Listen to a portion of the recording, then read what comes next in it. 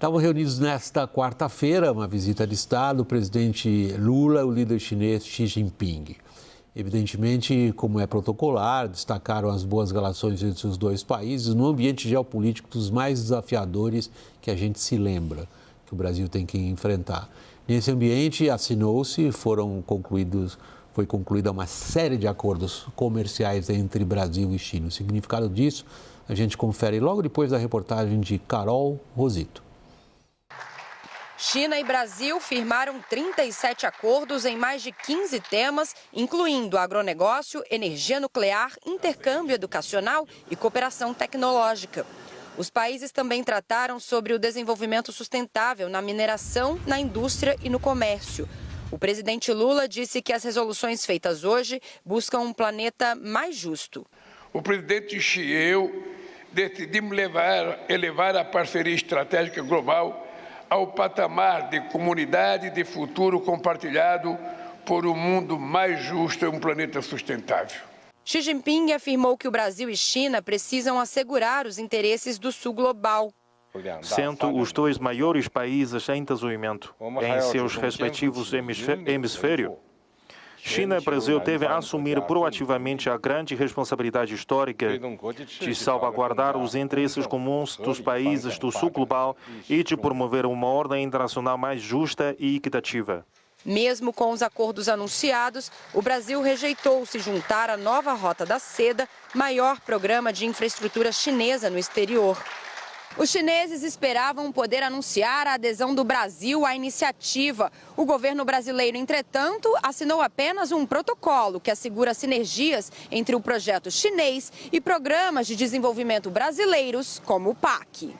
O movimento é uma tentativa do Brasil não perder os investimentos chineses, mas seguir neutro nas disputas comerciais entre China e Estados Unidos. Lula e Xi Jinping também fecharam um contrato envolvendo a empresa de tecnologia SpaceX. A companhia irá conduzir estudos sobre a demanda por internet via satélite no Brasil. A SpaceX é concorrente direta da Starlink de Elon Musk. Há menos de uma semana, a primeira-dama, Janja da Silva, xingou o empresário durante encontro do G20 Social. Após o acordo com a empresa chinesa, o governo brasileiro diz trabalhar para atrair novas empresas e fomentar a competitividade no setor. A SpaceX afirmou manter um comprometimento de contribuir com a economia digital e com a educação brasileira. Aviso aos navegantes, nós temos 11 minutos de análise. Lourival, 11 minutos de análise teria que ser sozinho para a questão geopolítica Brasil, China e Estados Unidos. Vamos lá. É um pouco preocupante, assim, né, a qualidade de algumas dessas parcerias, né, a começar pela SpaceX, que de fato não substitui a Starlink, nem faz sombra a ela, para usar a metáfora do satélite. Mais preocupantes ainda são as posições do presidente Lula no campo da ordem internacional. Olha o que ele diz: em um mundo de conflitos armados e tensões geopolíticas, China e Brasil antepõem a paz, a diplomacia e o diálogo. Como assim a China antepõe a paz, a diplomacia e o diálogo, né?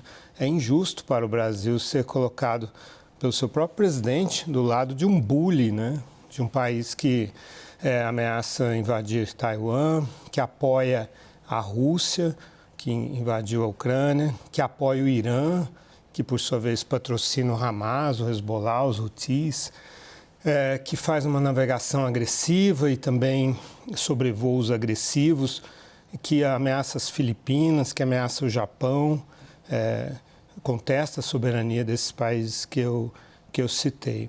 E aí, depois, vem o Xi Jinping e diz que a crise da Ucrânia não existe uma solução simples para um assunto tão complexo.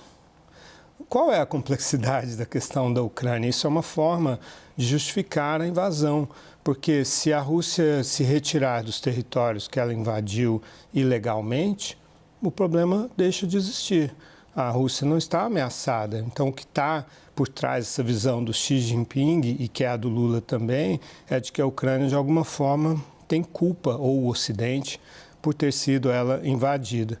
E aí vem o Xi Jinping pedir um cessar-fogo em Gaza, para garantir a entrada de ajuda humanitária. É claro que isso, todos querem isso, mas o Xi Jinping não tem credenciais para pedir isso, porque ele apoia o Irã, que por sua vez é o causador, um dos causadores ao lado de Israel, né? Porque Israel também comete atrocidades na Cisjordânia, mas é um dos principais causadores, o Irã, que é aliado da China. A China é um enabler do Irã. Sem a China, o Irã não estaria de pé. E a Rússia? E a Rússia também. Então, que tipo de pacifismo é esse que o presidente Lula identifica na China e vê refletido o pacifismo brasileiro na China? Eu não consigo ver. Murilo, como é que está indo a nossa tentativa de equilíbrio, estou colocando entre aspas, nesses dois grandes eixos do embate geopolítico atual? Tem uma tradição de não alinhamento e essa conversa com a China rompe essa posição histórica do país, principalmente pelo fato de que há a tentativa, através dos BRICS, de se criar uma nova ordem global. Só que essa nova ordem global tem claramente um centro, um polo central, que é a China. Então, o Brasil, que sempre tentou ser um país independente, com a sua própria posição histórica, estratégica, perigosamente toma partido num momento muito delicado do mundo. Que, por exemplo, países como os países da Escandinávia temem que a guerra da Ucrânia chegue a seus países. Então, não é um momento fácil. E a China, então, deveria, além do discurso, ter uma posição muito mais proativa em relação à pacificação de conflitos que ela tem influência, como o do Irã e como o da Rússia. E a gente não vê isso, a gente vê, sim, a declaração, as boas intenções, mas, como dizia o Castelo Branco, o cemitério está cheio daqueles que tinham boas intenções. A situação é muito séria e merece mais do que boas ou bonitas palavras. A gente notou hoje um empenho muito grande. Desculpa. Não? Tá ok.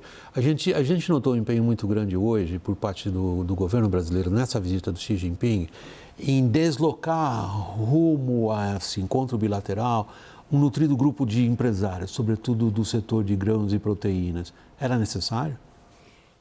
Para reforçar exatamente essa aliança e não a dependência, mas quase que uma necessidade, assim, né, dessa relação e dessa aliança comercial ela se manter. O Brasil hoje é o maior exportador de alimentos para a China, quer dizer, todo o empresariado brasileiro grande hoje tem escritórios na China, já tem uma relação grande, já conhece e entende como o país funciona e consegue fazer essa operação. Dependendo de como for a política externa e a política tarifária de Trump, o Brasil pode ganhar mais um naco aqui ou ali.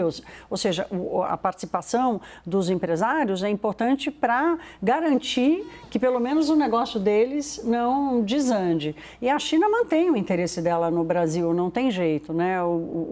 A China não está nem aí para a questão fiscal. A única coisa que a China se preocupa é câmbio, né? Isso todos os empresários falam, né? Quando perguntam, não, mas você fica preocupado com a política, com a questão fiscal, tem alguma coisa da macroeconomia que atrapalhe? Não, é apenas o câmbio. Agora, como o Daniel mesmo contou numa reportagem que ele fez hoje, a China já fez grandes anúncios que não saíram do papel. Conta pra gente a reportagem, Daniel. William, a gente teve, só para dizer que o presidente Lula esteve com o Joe Biden, saiu com um acordo extremamente opaco ali, que não significa muita coisa no curto prazo, sobre transição energética e minerais críticos. Com a União Europeia, você tem um acordo com o Mercosul que não sai, está há mais de 20 anos sendo negociado sem nenhuma perspectiva. Com a China, você teve apenas com esses acordos de hoje ali, a abertura de 500 milhões de dólares por ano em 4 produtos do agronegócio. Mas são acordos limitados, eles não transformam a relação, não colocam em outro patamar. E aí eu lembrava de anúncios que eram realmente transformadores e estruturantes dessa relação e que jamais saíram. Em 2011, a presidente Dilma havia ido para Pequim, se reuniu com Hu Jintao, o antecessor de Xi Jinping, com o presidente da Foxconn e havia anunciado um investimento de 12 bilhões de dólares, geração de 100 mil empregos, 20 mil engenheiros no Brasil. Essa fábrica nunca saiu, obviamente. Um fundo bilateral de 20 bilhões de dólares para fomentar investimentos e financiar na indústria e na infraestrutura, criado em 2015, regulamentado em 2017, nunca foi capitalizado, também no céu do papel. E é importante lembrar que a China esteve muito envolvida e Dilma anunciou, com pompa e circunstância, a construção de uma ferrovia bioceânica ligando o Porto de Santos até um porto no Peru. Obviamente, isso também nunca saiu do papel, não temos nem um projeto básico de engenharia, que é o primeiro passo de uma obra de infraestrutura. Lorival, para a gente encaminhar para o encerramento desse segmento aqui do WW, a China, evidentemente, é hoje uma força de extraordinária competição contra os Estados Unidos em todo esse hemisfério, como a gente costumava dizer, da América do Sul. Isto, depois dessa reunião no Brasil, se alterou de alguma forma em termos de intensificação? A China está se projetando, né, sobre o Brasil, sobre a América Latina e tem a clara intenção de ocupar um vazio que a presidência de Donald Trump deverá criar aqui no subcontinente americano por desinteresse, né, do Donald Trump nessa área. Não que o Joe Biden estivesse super priorizando, os Estados Unidos nunca priorizam a América Latina, mas esse desinteresse vai crescer muito. E a China age de forma imperialista, né? Esse super celebrado porto de Chancay, no Peru, e ele vai dar o monopólio para a empresa chinesa estatal COSCO de navegação, né? E é como atuavam os impérios colonialistas tão criticados pelo Lula e pela China. Que fizeram isso na China. Que fizeram isso na China, a China está se vingando. Então é muito curioso, né? O líder comunista que pede acesso privado para uma praia no Rio de Janeiro, é o único que pediu isso, até onde eu sei. Então, é um comunismo muito curioso esse. Mas é isso, a China encontrará um espaço cada vez maior, né? E indiretamente também essa política do Trump de sobretaxar os produtos chineses pode acabar também, talvez, é uma hipótese, né? De beneficiar o Brasil, não temos certeza disso, porque pode Mas é um benefício que vai pelas beiradas, né, Lorival? Não é uma coisa assim que vai garantir uma avenida de negócios para o Brasil. E todos esses investimentos e toda essa elevação do comércio, que pode ser bem-vindo realmente, não precisaria vir com esse preço de um alinhamento do Brasil com um país que não segue a mesma cartilha do Brasil, que não tem os mesmos valores que o Brasil, que maltrata a própria população, que reprime, oprime Hong Kong, que ameaça Taiwan, enfim. Não precisava ser, o presidente Lula não precisava entregar tudo isso de mão beijada para a China. O mesmo comércio, o mesmo investimento aconteceria sem essas concessões que são desnecessárias e preocupantes.